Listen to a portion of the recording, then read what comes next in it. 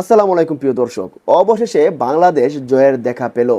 অবশেষে বাংলাদেশ স্বস্তির একটা নিঃশ্বাস নিতে পারল। দর্শক, আপনারা হয়তো জানেন, জিম্বাবুয়ের মাটিতে জিম্বাবুয়ের বিপক্ষে বাংলাদেশ প্রথম একটা টেস্ট হেরেছে। তারপর পরপর দুইটা ওয়ানডে হেরেছে। আজকে তৃতীয় ওয়ানডেতে বাংলাদেশ জয়ের দেখা পেয়েছে। যদি আজকে বাংলাদেশ হারতো তাহলে বাংলাদেশ হোয়াইট ওয়াশ হয়ে যেত। দর্শক, আজ বাংলাদেশ প্রথমে ফিল্ডিংয়ে যায় এবং ব্যাটিংয়ে যায় জিম্বাবুয়ে। তারা বাংলাদেশকে 200 রানের টার্গেট দেয়। আর 200 টার্গেটে জবাবে খেলতে গিয়ে বাংলাদেশ খুব সহজে একটা পার্টনারশিপও গড়ে তুলে।